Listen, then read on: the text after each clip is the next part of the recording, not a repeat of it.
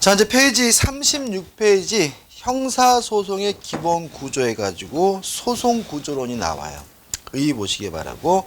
처음에 규문주의가 나오죠. 규문주의는 뭘 생각하시면 싶냐면 사또. 그죠? 옛날 우리 사또 어떻게 합니까? 호도대장. 그죠? 수사도 사또가 하고, 그죠? 재판도 누가 해요? 사또가 하고. 이게 뭐예요? 규문주의. 다시 말하면은 수사와 재판 절차를 구별 없이 한 기관이 한 사람이 하는 걸 우리가 뭐죠? 규문주의라고 하고요. 2번 피고인의 주의 보시면 이제 어떻게 돼요? 이 사람은 조사 심리에 뭐죠? 객체적이죠. 또 중요한 게 뭐가 없어요? 방어권이 없죠. 그죠? 네 죄를 네가 알렸다. 그죠? 매우 쳐라. 이렇게 되는 거죠. 그래서 결과적으로 연역은 이제는 없다. 그죠? 과거에는 이런 것들이 우리나라는 조선시대까지 있었지만 지금은 어떻게 해요? 규문주의라는 거 인정되지 않는다. 이에 반해서 탄핵주의가 나오죠. 자, 이건 뭐냐면 재판하는 기관과 소추기관, 쉽게 말하면 수사하는 기관과 재판하는 기관이 분리되어 있는 주의가 뭐죠? 탄핵주의예요. 자, 우리나라는 지금 어떻게 합니까? 공소제기나 수사는 검사가 하고, 그죠? 소추기관이죠, 그죠? 재판은 어디서 해요? 사법부, 법원이 하는 거죠. 이렇게 두 가지가 분리되어 있는 것을 우리가 탄핵주의라고 하고요. 우측에 보시면 피고인의 주의가 이제는 객체가 아니라 뭐가 돼요? 소송의 주체가 되는 거죠. 그래서 아까도 말씀드렸다시피 우리는 검사와 피고가 뭐 하게 돼요? 공방을 하게 되고, 법원은 판사는 그거에 대한 뭐가요? 심판으로서 역할만 하게 되니까 결국 이 피고가 주의가 누구하고 동등하게 돼요? 검사와 동등하게 되는 거죠. 3번 불고 불이의 원칙이라는 말이 나오는데 이 불고 무슨 말이냐면 고소 안 하면, 공소를 제기 안 하면 불리, 심리할 수 없다. 다시 말하면 검사가 기소해야지만 뭐 할 수 있어요? 재판할 수 있는데 이거 우리가 뭐죠? 불고 불리의 원칙이라고 하는 거죠. 그러니까 규문주의 같은 경우에는 어떻게 합니까? 사또가 누가 암소리 안 하더라도 혼자 가가지고 잡아다가 뭐죠? 재판했잖아요. 그죠? 근데 이제는 요 탄핵주의 원칙상 소송을 제기할 수 있는 소추기관과 재판할 수 있는 기관이 분리되어 있으니까 소추기관이 뭘 해야지만요? 공소를 제기해야지만 재판할 수 있는데 이걸 우리가 불고 불리의 원칙이라고 하고요. 유용해가지고 우리나라처럼 검사 국가기관이 소추하는 경우에는 국가소추주의라고 하고요. 영국과 같이 사인이 소추하는 주의가 뭐죠? 사인소추주의입니다. 여러분들 가끔 드라마 보면은 미국 드라마 보면은 FBI도 나오고 그죠? 경찰도 나오고 보안관도 나오죠. 그죠? 보안관. 뭐 되게 다양하잖아요. 그죠? 근데 미국이라는 나라는 여러 가지 혼합되어 있는데 요 보안관은 국가기관이 아니에요. 그렇기 때문에 만약에 보안관이 소추를 했다면 이게 뭐예요? 사인소추주의인 거죠. 이해되시나요? 그죠? 그죠? 근데 우리나라는 보안관 같은 제도 인정하지 않죠. 누구만이 공소를 제기할 수 있어요?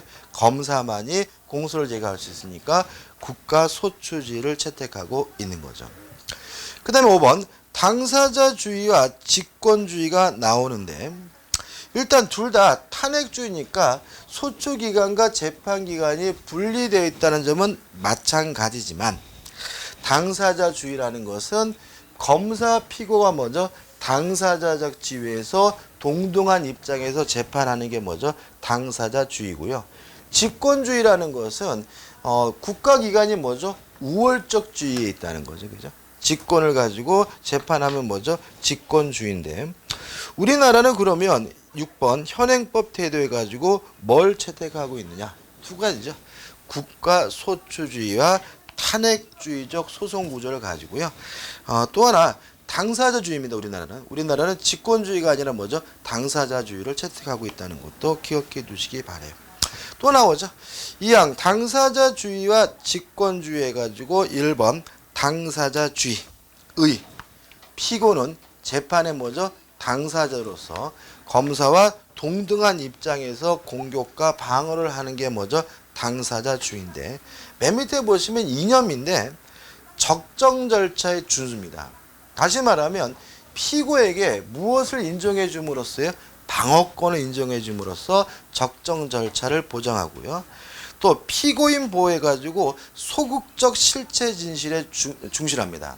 다시 말하면 피고에게 동등한 방어권을 인정하는 가장 큰 이유는 뭐냐면, 누가 진정한 범죄자인지를 가려내겠다는 게 중요한 게 아니라, 범죄자가 아니라면 단 한 명이라도 뭐하지 않겠다는 거예요? 처벌하지 않겠다는 소극적 실체 진실주의와 관련을 갖게 되고요. 넘겨보시면 연역은 영리법 계통을 이루고 있고요. 내용은 특별한 거 없습니다. 그죠? 재판은 누가 하는 거예요? 당사자가 하는 거다. 검사와 피고가 하는 것이고, 법관은 뭐죠? 심판자적 입장에서, 제3자적 입장에서 재판에 개입하지 않는다는 것이 내용이고요. 장점 해가지고 나와 있고 단점이 나와 있어요. 근데 이거 조심할 게 뭐냐면, 이 장점과 단점을 외우지 마세요. 이거는 뭐예요? 상대적인 거예요. 그러니까 이게 뭐냐면 꼭 이것이 장점이고 꼭 이것이 뭐예요? 단점인 것은 아니고요. 시각에 따라서 요 장점이었던 부분이 뭐일 수도 있어요? 단점일 수도 있는 거기 때문에 이것도 뭐가 필요한 거예요? 이해가 필요한 부분이에요. 그러니까 외우려고 하지 마세요. 그죠? 자, 그럼 보자고요. 장점. 이렇게 돼 있죠. 소송 결과에 대한 이해관계가 큰 당사자가 적극적으로 입증 활동을 함으로써 실체적 진실 발견에 효과적이다. 다시 말하면 누가 진정한 범죄자임을 가릴 때 효과적인 수단이 될 수가 있다. 이게 뭐예요? 장점이다. 장점이지만 이게 또 오히려 뭐일 수도 있어요? 단점일 수도 있어요. 그 다음에 피고인에게 검사와 대등한 당사자적 지위를 인정함으로써 피고인의 방어권 행사가 충분히 뭐죠? 보장이 된다. 그죠? 따라서 세 번째, 법원이 제3자적 입장에서 정확한 재판이 가능하다. 세 번째는 뭐겠어요? 만약에 법원이 적극적으로 요 소송 절차에 관여를 하게 되면요, 예단을 갖죠. 그죠?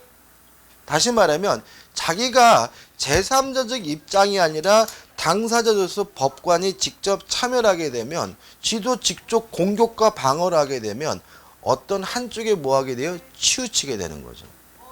근데 지금 당사자주의는 판사는 뭐 하고 있는 거예요? 가만히 앉아 있는 거죠. 그죠? 앉아 있고 둘이 어떻게 해요? 싸우는 거를 보고 있는 거니까 어떻게 해요? 객관적인 입장에서 정확한 재판이 가능한 거죠. 이런 거 있죠. 우리가 장기 들거나 바둑 둘 때 두는 사람보다 훈수 두는 사람이 잘 보이죠. 그죠? 그런 거 못 느끼셨어요? 다시 말하면 이렇게 막 할아버지 할머니가 막 장기 둔단 말이죠. 근데 나는 빤히 보이는데 저 사람 못 보는 거 있잖아요. 이게 왜 그러는 거예요? 제3자적 시각에서는 뭐죠? 좀 더 정확하게 볼 수 있다는 것이 뭐죠? 장점이 되는 거죠. 그 다음에 단점. 첫 번째 가장 중요한 단점은 시간이 지연될 수가 있다. 왜 이렇게 웃어요? 아, 장기 두고 있었어요? 자, 첫 번째, 지연될 수 있지, 그죠? 왜냐하면 계속 서로 밀고 땡기고 막 싸움박질을 하면 판사는 뭐 하지 못해요? 개입하지 못하니까, 개입해가지고 감도라 이럴 수가 없으니까 소송이 뭐가 될 수 있어요? 진영이 될 수가 있고요. 두 번째, 능력에 의해서 좌우됩니다. 다시 말하면 요 검사와 피고의 뭐죠? 변호사가 있겠죠? 그죠? 그러면 이제 만약에 좀 더 뭐가 진짜 범인이고 범인이 아니고가 중요하지 않고 누구의 능력에 따라서요? 변호사의 능력에 따라서 유무죄와 형량이 갈리게 된다는 문제점이 있고요. 그래서 사법이 뭐가 되는 거죠? 스포츠화 된다. 그래서 재판이 재밌어지는 거죠. 그래서 여러분들 어차피 이제 이쪽 길로 가고 싶으시니까 이런 경우 있죠. 친구랑 약속을 했어요. 시간이 아리까리하게 남어. 1시간. 어디 가서 뭐 하기도 뭐 하고 참 시간 떼기도 뭐 하고. 그럼 뭐해 보통? 뭐 카페 가서 커피 마시나요? 그죠? 그럴 때 법원에 한번 가요.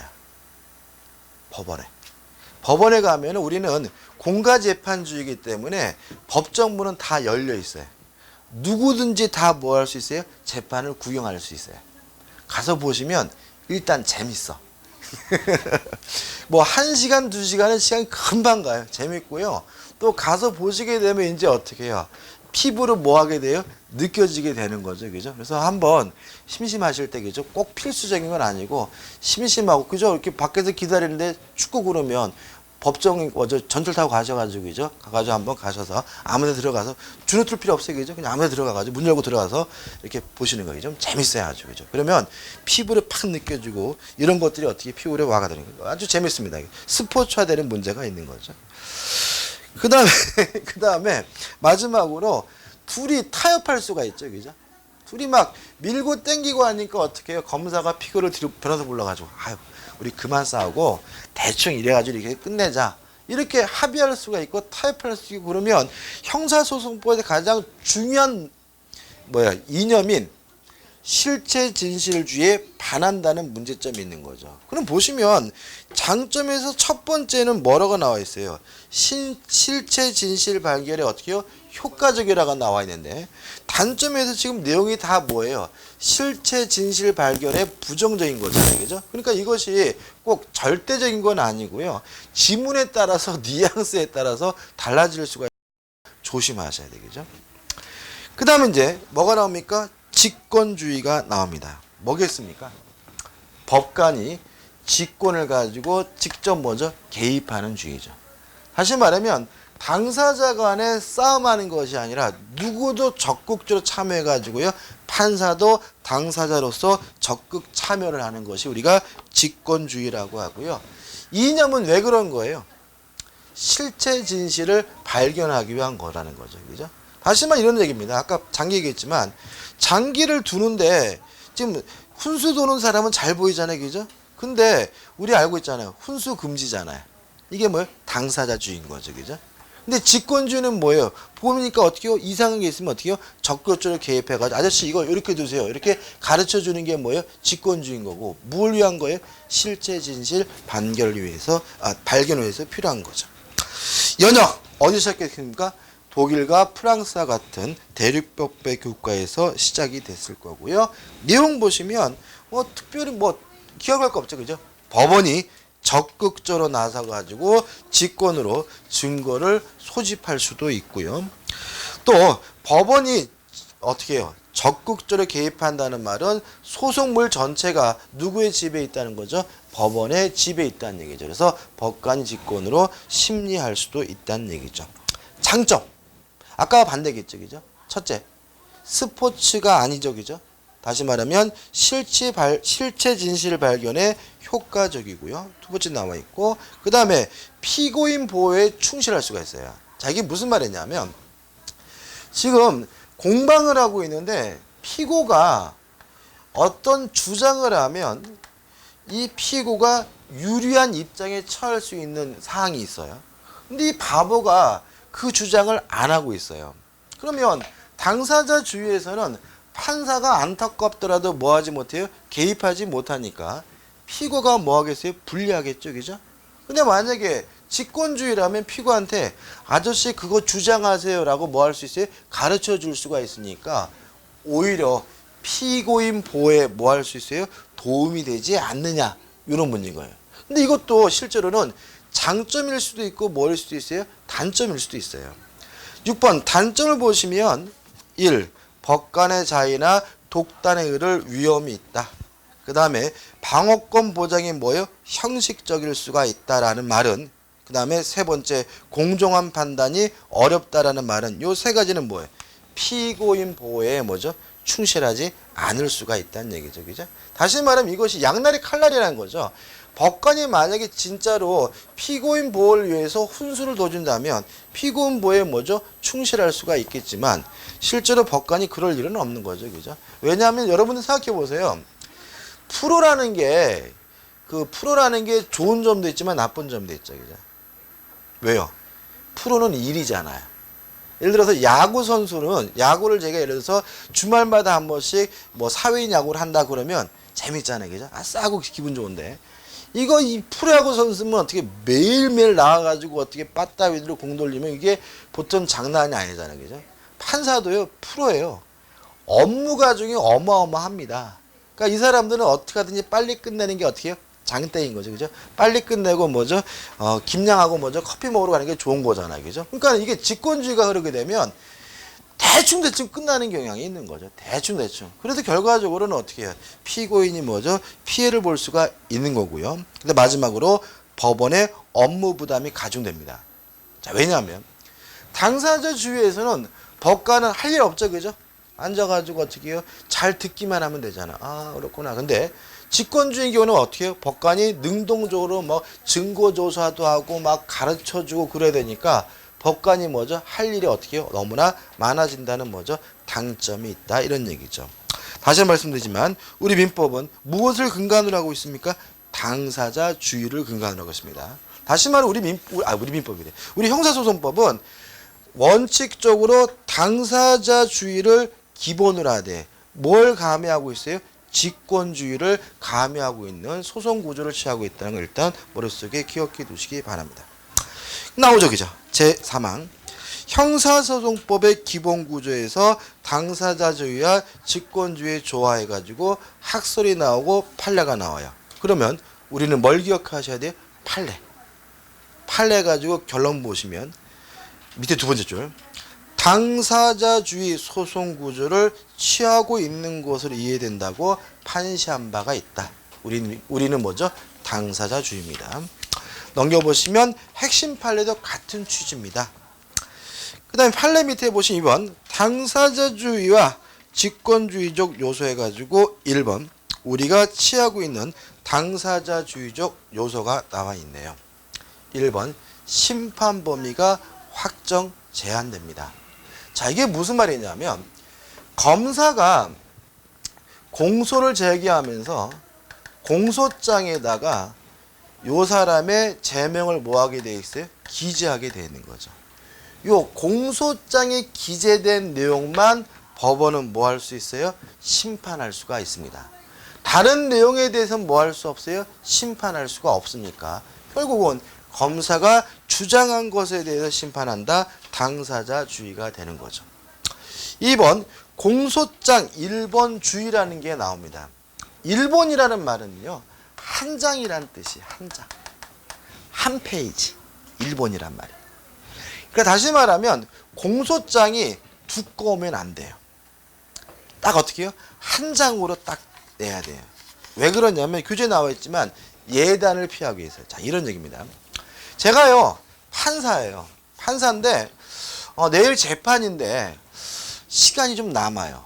TV 보다가 너무 지루해. 그래가지고 어떻게 해요? 아, 내일 재판이니까 좀 예습 좀 해야 되겠다 해가지고 검사한테 전화해가지고 뭐 수사기록 갖다가 뭐 어떻게 미리 이렇게 봐요. 그죠? 미리 보면 어떻게 해요? 거기 보니까 뭐 이 자식이 막 12살 먹은 애를 막 성추행하고 막 이런 얘기 나오잖아요. 그죠? 그럼 저는 어떻게 해요? 이런 처죽일 놈, 이런 생각을 갖게 되는 거죠. 이런 생각을 가지고 재판장에 딱 갔더니 피고가 막 억울합니다. 막 이렇게 떠들어요. 그러면 저는 그 얘기가 하나도 안 들리는 거예요. 이 자식 이것도 오늘 또 구라치는 자식이 이래가지고 뭐죠? 재판이 공정하게 이루어질 수가 없거든요. 그래서 판사가 재판에 들어갈 때는 어떤 상태에 들어가는 것이 가장 좋으냐면 아무것도 모르는 상태에 들어가는 것이 가장 좋은 거예요. 아무것도 모르는 상태에 들어가가지고 검사와 피고가 논박하는 것을 제3자의 입장에서 뭐죠? 보는 것이 가장 뭐죠? 공정하기 때문에 검사가 공소장을 제출할 때 두껍게 제출하면 안 돼요. 왜요? 그 안에 뭐 범죄 증거 이런 거 집어넣으면 안 돼요. 딱 뭐예요? 재판한 사항만 한 페이지로 집어넣어줘야 되는데 이걸 우리가 뭐죠? 공소장 1번주의라고 하고요. 이것도 결국은 판사를 어떤 위치에 머물게 하겠다는 거예요? 심판, 제3자적 위치에 머물게 하겠다는 거니까 당사자주의와 관련이 되는 거죠. 그 다음 세 번째, 공판줄비 절차 해가지고 공판장 부본을 송달한다, 뭐 유예기간 뭐 이렇게 쭉 나와 있잖아요. 자, 이런 것들은 다 뭐냐면 결과적으로 피고인의 방어 준비를 위한 절차인 거죠. 유예만 말씀드리면 이런 얘기입니다. 공소가 제기됐어요. 근데 피고는 아직도 아무런 준비가 안 돼 있는 상태예요. 그런 상태에서 재판을 한다면 균등할 수가 없는 거죠. 그죠? 그래서 이 사람에게 준비할 수 있는 시간을 주게 되는 거죠. 그런 게 뭐예요? 유예제도 등이고 이것도 결국 뭐예요? 당사자주의와 관련이 되어 있는 거죠. 그 다음 4번 공판 절차상 당사자의 주도적 지위에서 A 당사자가 출석해야 됩니다. 다시 말하면 검사가 출석해야 되고요. 피고가 출석해야 돼요. 왜요? 재판은 누가 하는 거예요? 검사와 피고가 하는 거고 판사는 뭐예요? 쳐다보는 거니까요. 따라서 원칙적으로 검사가 출석하지 않거나 피고가 출석하지 않는다면 재판을 진행할 수가 없어요. 이해되시죠? 그죠? 그 다음 우측에 B번 모두 진술이라는 말이 나오는데 이 모두라는 말이 뭐냐면 이 두자가 머리 두자거든요. 그래서 이 모두는 앞대가리라는 뜻이에요. 원래 모두가 전부란 뜻이 아니라 뭐라고요? 앞대가리. 그죠? 맨 처음 이런 뜻이에요. 앞으로 모두 그러면 앞대가리, 맨 처음 이런 거예요. 그죠? 그럼 모두 진술이라는 말은 뭐예요? 맨 처음으로 하는 진술인 거죠. 그러면 당사주의니까 모두 진술은 검사도 하고 누구도 하는 거예요? 피고도 하는 거예요. 그죠? 검사는 나와가지고 어떻게 요 놈은 사람을 죽였으니까 처벌해 주시 이렇게 할 거고 근데 피고는 나와가지고 어떻게 억울합니다. 저는 그날 그때 거기에 있지도 않았습니다. 이렇게 첫 진술을 누구에게 모두에게 인정하게 되는데 이것도 뭐죠? 당사자주의적 요소죠. 그 다음에 10번 피고인의 진술 방법이 나와 있는데 일단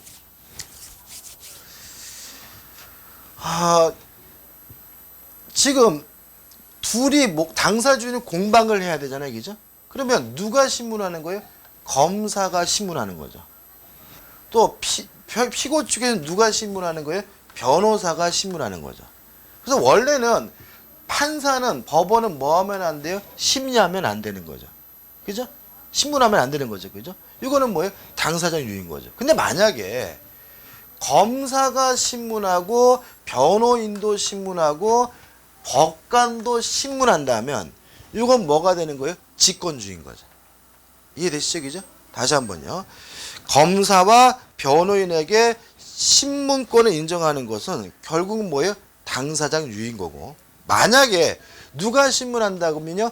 법관이 신문한다면 그건 뭐가 되는 거죠? 직권주의적 요소가 되겠죠. 그 다음에 증거조사해가지고 원칙적으로 당사자가 신청하면 증거조사를 하게 되고요. 그 다음에 내용이 나와 있는데 한번 보시면 될 것 같아요. 그죠? 다시 말하면 당사자주의 입장에서 당사자가 신청을 해야 뭐라는 거예요? 증거도 조사하고 또 보존도 뭐예요? 보존해달라고 청구권도 뭐하고 있어요? 인정하고 있고 만약에 증거조사 절차가 잘못됐다면 이의를 제기할 수 있도록 하고 있는 것은 뭐죠? 당사자주의인 거죠. 그 다음에 마지막으로 당사자의 뭐죠? 최종 변론입니다. 맨 처음도 누가 했어요? 당사자가 했으니까. 맨 마지막도 누가 하는 거예요? 당사자가 하는 거죠. 그래서 최후 진술하십시오. 그러면 이제 어떻게 해요? 검사가 나와가지고 이제 어떻게 해요? 저놈은 쳐 죽일 놈이니까 무기징역 처해 주십시오. 그죠? 피고가 나와가지고 억울합니다. 저는 범죄가 없습니다. 이런 최후 진술도 결국 당사자주의 요소가 되는 거죠. 그 다음에 직권주의 요소 있죠. 여기도 이제 감해하자고요. 자, A. 피고인의 신문이에요. 다시 말씀드리면 검사가 신문하고 변호사가 신문하는 것은 뭐예요? 당사자주의고 법관이 신문하는 것은 뭐예요? 직권주의잖아요. 그죠? 자, 우리 현행의 형사소송법은 검사와 변호사가 신문하는 것이 원칙입니다.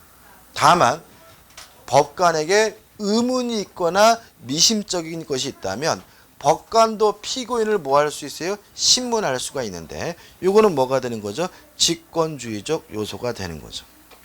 B번 피고인의 신문 방식에서 지금 방금 말씀드린 내용이 나와 있으니까 기억해 두시기 바라고. C번 직권 증거조사. 자, 증거조사는 원래는 당사자의 신청에 의해서 하는 거죠. 그럼 뭐예요? 당사자주의 요소라면 법관의 직권으로 조사한다면 뭐죠? 직권조사 요소가 되고요. D번 공소장 변경 요구 이게 나오는데 자 이런 얘기입니다. 자 공소장이 기재가 된 것에 대해서만 법원은 뭐 할 수 있어요? 심사할 수 있는 거죠. 근데 만약에 검사가 판단해 보니까 요 기재된 내용의 범죄가 무죄 판결을 낼 것 같아요. 그러면 검사는 공소장을 뭐 할 수 있어요? 변경할 수가 있는 거죠. 다시 말하면 A 범죄에 대해서 처벌해 달라고 공소를 제기했는데 재판하는 과정에서 보니까 A 범죄로서는 무죄예요. 그래서 검사가 가만 생각해 보니까 A로서는 무죄지만 B로서는 유죄라고 판단된다면 검사는 공소장을 뭐 할 수 있어요? 변경할 수가 있는 거죠. 그러니까 검사가 변경하는 것은 이건 뭐예요? 당사자주의 요소예요. 근데 법관이 봤을 때 변경을 해야 되는데 이 자식이 또라이가 안 해요. 실제로 재판 가시면은 판사가 검사한테 엄청 찐따나요. 왜냐하면 판사가 뭐죠? 선배자네기죠. 그러니까 그거밖에 못해 막 이런 경우도 있어요. 막 그래가지고 뭐 검사가 얼굴이 빨개져가지고 뭐 이렇게 있고 막 이런 경우도 있습니다. 그죠? 재밌어요 가면은. 그래가지고 뭐 이렇게 증인이 막 이렇게 얘기를 하잖아요. 영화는 이렇게 멋있지만 실제로 검사가요 좀 팔푼이 같아요. 그래가지고 이제 막 이상한 얘기하면 검사 너는 그게 지금 맞는 지금을 생각하냐? 막 반말 막 하고 막 그럽니다. 아무튼 그럴 때 법관이 검사에게 어떻게 해요? 야, 이 바보야. 빨리 공소장 변경해 라고 뭐 할 수 있어요? 명령할 수 있어요. 이게 뭐예요? 공소장 변경 요구고 이것도 뭐가 가미되어 있는 거예요? 직권주의가 가미되어 있는 것이죠. 그 다음에 2번 증거 동의와 진정성이 나와 있는데 자 일단 우리가 증거 조사라고 그거에 대한 동의를 할 수 있도록 하는 것은 뭐에 관한 요소예요? 당사자주의적 요소인 거죠. 근데 문제는 밑에 두 번째를 보시면 법원이 진정한 것으로 인정한 때에만 효력이 있는데 법원의 진정성 인정은 뭐죠? 직권주의적 요소입니다. 이게 무슨 말이냐면 이런 얘기예요. 자, 칼이 나왔어요. 칼이 나왔는데 이거를 증거조사를 안 할 수 있죠. 그 칼을 제가 썼습니다라고 뭐 한다면요? 동의한다면. 그러면 동의하면 증거로 쓸 수 있는 것은 무슨 요소예요? 당사자주의 요소죠. 그죠? 근데 판사는 꼭 그거에 따라야 되는 건 아니라는 거예요. 판사가 보니까 이놈이 동의하긴 했지만 명백히 뭐가 아니라고 판단된다면요. 증거가 아니라고 판단된다면 그 증거로서 뭐 할 수 있어요? 배제할 수 있어요. 이건 뭐가 되는 거예요? 직권주의적 요소가 되는 거죠.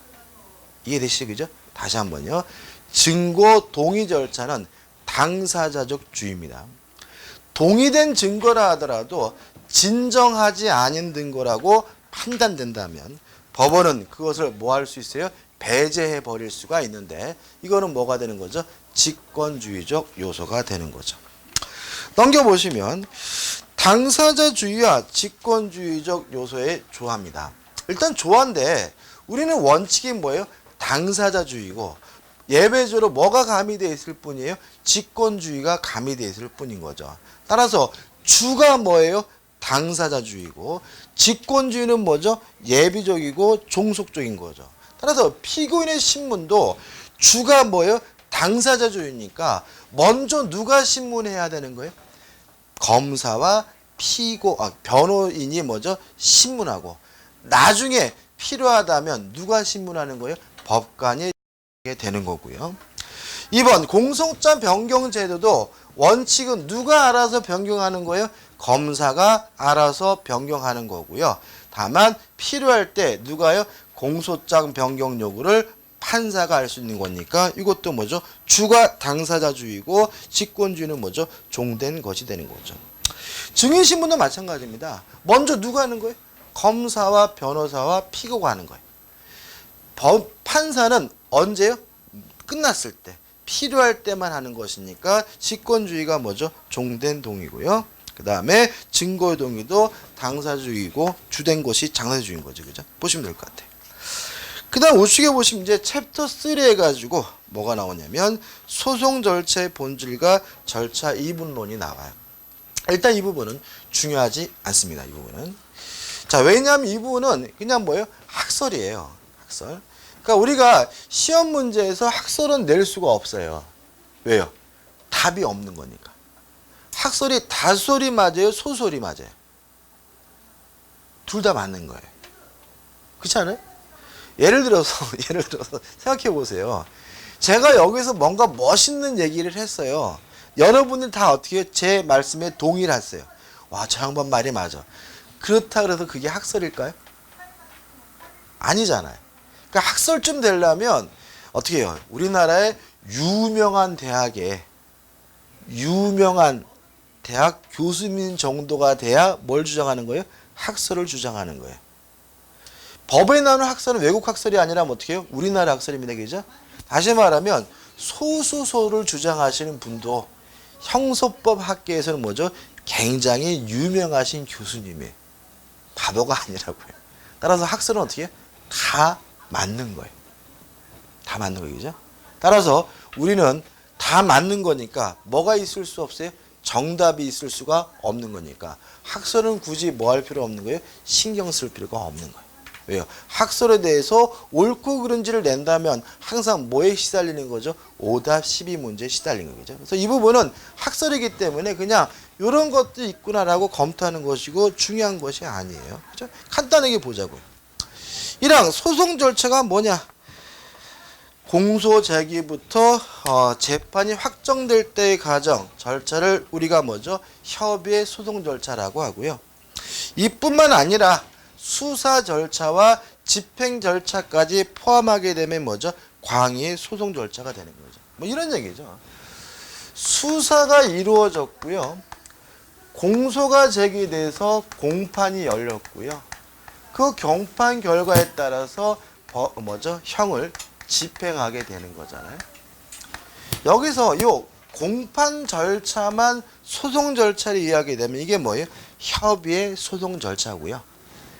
수사 절차까지 집행 절차까지 모두 포함해가지고 소송 절차를 이해하게 되면 뭐죠? 강의의 소송 절차가 되겠죠. 중요한 거 아닙니다. 그죠?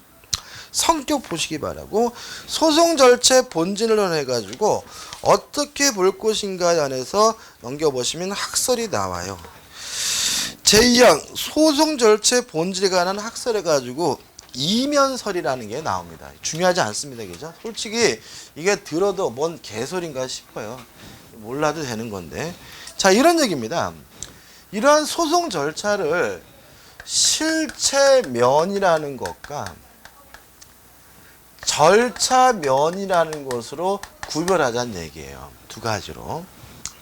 뭐 실체면이라는 것은 뭐냐면 일종의 뭐죠? 형사소송 법규다라고 이해하시면 돼요. 그러니까 법에서 규정하고 있는 내용을 뭐라고 해요? 실체면이라고 하고 이런 실체면에 따라서 일정한 활동이 벌어지면 뭐 증거 조사를 한다, 뭐 증언한다, 뭐 반론한다 이런 활동이 벌어지면 이걸 우리가 뭐라 그래요? 절차면으로 이해합니다. 그죠? 그래서 말은 더럽게 어려워요. 그래서 의의 보시면 전체로서의 소송을 뭐라고 해요? 절차면. 실체면으로 구별하여 실체면은 뭐라고 해요? 법률 상태지만 절차면은 고정적인 뭐라고요? 법률 관계다. 이렇게 되어 있죠. 그죠? 다시 말하면 실체면은 뭐예요? 그냥 법률 상태, 법 규정을 뭐죠? 실체면을 이해하고요. 그 실체면에 따라서 이루어지는 활동, 관계들을 우리가 뭐라고 그래요? 절차면으로 구별하자. 이게 뭐죠? 이면설인데 다시 말하지만 중요한 거 아닙니다. 그죠? 이런 소리가 있다 정도의 그죠? 내용 보시기 바라고. 상 소송 후 실체면과 절차면 해가지고 1. 소송의 실체면 해가지고 나와 있는데 다시 말하면 요 법규 법률 관계가 뭐가 돼요? 실체면이고 2번 소송의 절차면은 이런 걸 뺀 나머지 활동, 절차적 측면을 우리가 뭐죠? 절차면이라고 하는데 3번 양 관계는 서로 독립된 것이 아니라 어떻게 해요? 결합돼서 이루어지고 서로 영향을 미친다. 우측에 보시면 실체면이 절차면에 미치는 영향, 절차면이 실체면에 미치는 영향이 나와 있는데 이런 거 아무짝에도 쓸모가 없는 거죠. 그래서 우리는 그냥 이런 학설이 있다 정도만 생각하시면 돼요. 그 다음에 소송 절차 2분론은 좀 생각해야 돼요. 그죠? 소송 절차 2분론. 자, 이건 뭐냐면 자, 우리가 소송을 합니다. 공판을 하게 되는데 요 공판 절차를 가만 뜯어보면 두 가지 과정이 있어요. 유죄인지 무죄인지를 판단하기 위한 절차가 있고요. 유죄 이미 판단됐을 때 형량을 정하는 양형 절차가 있죠. 두 가지로 나뉠 수가 있는 거죠. 그죠? 예를 들어 가지고 사람을 죽였다는 이유로 공소가 제기됐어요. 이 사람이 사람을 죽인 것이 맞는지 틀린지를 판단하는 단계가 뭐죠? 유무죄 판단 단계고, 사람을 죽였다는 것이 맞다면 징역을 처할 것인지 사형을 처할 것인지 아니면 집행유예를 할 것인지를 정하는 것을 우리가 뭐죠? 양형 절차라고 하는데, 우리나라는요 요런 과정이 한꺼번에 이루어집니다. 한꺼번에. 근데 이거를 따로따로 분리해서 하는 것이 어떠냐? 이게 뭐예요? 소송 절차 이분론이라고 합니다. 다시 말하면 유무죄를 정하는 절차와 양형을 정하는 절차를 어떻게 해요? 따로 분리하자. 그죠? 쉽게 말하면 이런 얘기입니다. 지금은 판사 한 재판부가 다 판단하잖아요. 그죠? 딱 분리해가지고 유무죄는 A라는 재판부에서 판단하고, 유죄가 판단됐다면 양형은 또 다른 어떻게 해요? B라는 재판부에서 따라하고, 이렇게 분리해서 하는 것이 어떤 것이냐? 이게 뭐예요? 소송 절차 이분론인데, 유죄는 어디서 왔겠습니까? 영미법에서 왔겠죠. 그죠? 딱 느낌이 오지, 냄새가 나죠. 그죠? 왠지 대륙법과 같지 않잖아요. 그죠? 넘겨보시면 현행법의 태도가 나와 있는데 우리는 도입하고 있지 않다. 그죠? 다만 최근 들어서 이것을 도입해야 되는 거 아니냐 강력하게 주장이 되고 있고요. 저는 개인적으로는 도입하는 것이 낫다고 생각을 합니다. 자, 이론적 근거가 나와 있는데 1. 사실 인정 절차의 순화. 자, 이게 무슨 말이냐면, 자, 이런 얘기예요. 자, 우리가 살인죄, 그죠? 그러면 유무죄를 판단했을 때는, 판단하기 위해서는 뭐 그 사람의 알리바인 얘기죠. 뭐 살인 도구니, 뭐 이런 것만 가지고 판단하면 되고, 양형을 판단할 때는 이놈이 뭐죠? 과거에 뭐 어떤 짓을 했는지, 가족 관계가 어떤 것인지, 이놈이 성격적으로 성격이 어떤지 이런 걸 판단해야 되잖아요. 그죠? 근데 우리는 이거를 종합적으로 판단하기 때문에 어떤 일이 벌어지냐면, 과거에 그 사람의 행적 때문에 유죄 판결이 나는 경우도 의외로 많아요. 예를 들어 가지고 과거에 뭐 12살 먹은 꼬마애를 한번 성추행한 적이 있다라는 사실이 있으면 판단할 때 어떻게 해요? 아, 자식 또 했구나, 이 자식. 이런 생각에서 뭐예요? 유죄 판결이 간다는 거죠. 그러다 보니까 요 유무죄를 판단하는 절차가 순수하지 못하다는 거죠. 근데 이거를 만약에 분리해서 따로따로 이루어진다면 요거는 뭐 하지 않고요? 고려하지 않고 뭐만 판단하게 되는 거예요? 유죄인지 무죄인지만 판단하기 때문에 사실 인정 절차가 순화된다. 좀 더 순수해지고 뭐죠? 정확해지는 것이 아니냐, 이런 얘기인 거죠. 저는 개인적으로 이런 거 있죠. 토막살인 사건. 이런 거 있었잖아요. 그죠? 최근에도 있잖아요. 그죠? 제가 어렸을 때 이제 처음에 나왔는데 토막살인 사건 해가지고 뭐냐면은 이제 처음 사건이 비닐봉다리에서 보니까 팔이 나와요. 또 좀 더 가다 보니까 다리가 나오고 사람이 뭐죠? 토막돼 있는 거예요. 그죠? 그래가지고 이게 뭐 언론에 뭐죠? 토막살인 사건이라고 크게 보도가 됐어요. 그러니까 이제 막 그 신문에, 그죠? 막 엽기적인 범죄다 막 이런 식으로 나온단 말이죠. 그죠? 그러니까 사람들은 어떻게 생각하냐면, 어떻게 사람을 토막 내서 죽일 수가 있어? 막 이런 의식을 갖는 거예요. 근데 실제로 근데 그래가지고 그 사람이 사형 선고받고요. 사형 집행됐어요. 그 사람은, 그 양반은. 근데 그거는 제가 봤을 때는 잘못된 판결이에요. 왜 그러냐면, 사건 내용이 뭐냐면은, 이 사람이 이제 친구 집에 놀러 갔어요. 놀러 갔는데 친구하고 다툼이 있어가지고 밀쳤어요. 밀치는 바람에 친구가 넘어졌는데, 아이고, 죽은 거예요. 친구 집에서. 마을 건너편에는 친구 어머니가 있는데, 그 얘가 이제 친구가 죽으니까 어떻게 놀래가지고 충격을 받아가지고 어떻게 해요? 이 시체를 어떻게 숨겨야 되는데 마을에 누가 있어요? 어머니가 있으니까 이 시체를 뭐 하냐면 잘라요. 잘라가지고 어떻게 해요? 팔 따로 다리 따로 이렇게 빼내가지고 어떻게 갖다 버리게 돼요. 이게 사건의 내용이죠. 자, 그럼 생각해 보자고요. 토막살인 사건이 아니죠. 사람을 토막 내서 죽인 게 아니에요. 우발적으로 사람을 어떻게 해요? 죽이게 되는데 시체를 뭐 한 거예요? 잘라준 거죠. 다시 말하면 살인죄와 시체 유기죄의 경합범인 거니까 이게 사형까지 갈 문제는 아닌 거거든요. 근데 언론에서 뭐예요? 토막살인 사건 막 이렇게 보도하고 막 댓글도 그렇잖아요. 그죠? 보면 쳐 죽일 놈 이렇게 보도를 해버리니까 이 판사가 어떻게 해버린 거예요? 사형 이래버리는 거죠. 그러니까 그런 게 없으려면 결국은 이런 거는 빼버리고 뭐만 가지고요? 유무죄인지를 먼저 어떻게 해요? 판단하고 나서 그 시체를 잘랐는지 안 잘랐는지 문제는 뭐에서 고려할 문제인 거예요? 양형에서 고려할 문제라면 좀 더 정확하게 뭐 할 수 있어요? 판단할 수 있고 판사가 여론에 휘둘리지 않는 거 아니냐. 이게 결국은 뭐예요? 이게 이분론이 되는 거죠. 그죠? 동의하시나요? 2번 양형의 합리화. 양형. 자, 이게 무슨 말이냐면 자, 유무죄를 판단하는 것과 양형 절차를 어떻게 분리되어 있잖아요. 그죠? 그러면 유무죄를 판단할 때는 이놈이 사람을 죽였는지 안 죽였는지 가지고 판단하면 되는 거고 양형 과정에서는 이제 이 사람이 과거 뭔 짓을 했는지 가족 관계가 어떤지 뭐 불우하게 자랐는지 아니면 누가 시켰는지 이런 걸 뭐 하게 돼요? 고려하게 되니까 오히려 양형도 어떻게 해요? 합리화될 수 있다는 거죠. 그죠? 그 다음에 세 번째, 피고인의 인격권의 보호입니다. 자, 우리는 공개재판주의이기 때문에 아까도 말씀드렸다시피 심심하면 어디 가시라고요? 재판장 가시면 한편의 드라마가 열린단 말이죠. 그죠?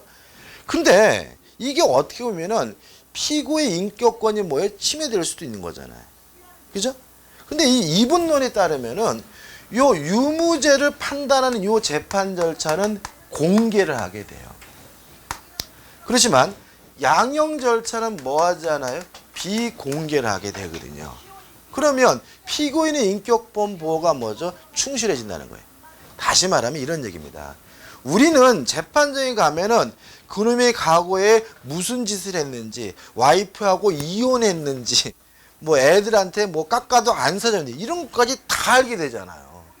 그죠? 그죠? 근데 만약에 분리하면 뭐만요? 유무죄 판단하는 그 절차만 공개하고 양형을 판단하는 이 사생활적인 일은 뭐예요? 비공개로 할 수 있으니까 피고의 뭐가요? 인격권 보호에 뭐죠? 충실할 수 있다. 이런 얘기인 거예요. 이해되시죠? 그 다음에 4번 변호권의 보장입니다. 자, 이런 얘기입니다. 변호인이 집중할 수가 있는 거죠. 그죠? 집중할 수 있는 거죠. 다시 말하면 요 재판 절차라면 변호는 뭐만 변호해 주면 돼요? 유죄인지 무죄인지만 변론해 주면 되는 거고 양형 절차라면 뭐만 변론해 주면 되는 거예요? 얘가 가정 환경이 불우했고 막 어제 밥도 이번에 보니까 또 뭐가 나왔습니까? 칼 준비하고 뭐 강남에 있는 백화점 가서 강도짓을 하려고 했는데 아세요? 모르세요? 이 양반이 강도짓을 하려고 담배 드는데 여자분한테 칼도 한 번 휘두르 보고 픽 쓰러졌어요. 힘이 없어가지고. 그래서 조사해 보니까 뭐예요? 이 사람이 7일인가 5일 동안 한 끼도 못 먹고 물만 먹은 거예요. 무슨 말 아시겠죠? 그죠? 완전히 지금 이 양반이 체력이 뭐죠? 소진된 상태에서 칼 들고 강도짓을 하러 가긴 갔는데 아줌마가 그러니까 뒤가 픽 쓰러진 거예요. 이런 사건 이번에 있었어요. 그죠? 자, 그런 경우도 실제로 그 양반이 못 먹어서 픽 쓰러진 것은 결국 뭐예요? 양형 문제잖아요. 그 사람이 강도에다가 미수했다는 것은 뭐죠? 명백한 거잖아요. 그죠? 그러면 예를 들어서 그 양반이 만약에 유죄라 하더라도 변호인은 그 문제에 대해서 뭐예요? 부각하면서 감형해 주십시오라고 뭐 할 수 있어요? 요구할 수 있으니까 변호권이 뭐예요? 실질적으로 뭐 될 수 있다는 거예요? 보장될 수가 있다는 거죠. 그 다음에 소송 경제. 자, 지금 우리는 이거를 결합해서 이루어지기 때문에 무죄든 유죄든 이것까지 다 하는 거죠. 그죠? 양형 절차까지 다 하잖아요. 만약에 이것이 무죄로 판결 난다면 굳이 이것에 대해서는 증거 조사할 필요도 없고 요것에 대해서는 굳이 뭐 할 필요 없어요. 변론할 필요도 없었던 거잖아요. 다시 말하면 양형 절차는 언제만 하게 되는 거예요? 유죄 판결이 내렸을 때만 하게 되니까 오히려 이것이 소송 경제적 차원에서 어떻게 해요? 도움이 되는 거 아니냐 이런 얘기죠. 여러분 들어보니까 분리하는 게 낫겠죠, 그죠? 그래서 저는 개인적으로 이분론에 어떻게 해요? 도입해가지고 우리나라도 좀 분리하는 게 낫지 않을까 싶고요. 그래서 보통 미국 같은 경우는 배심원 제도가 잘 돼 있죠. 거기는 이제 어떻게 하냐면 분리되어 있으니까 배심원들은 유무죄 판단하는 데만 참여를 해요. 배심원들은.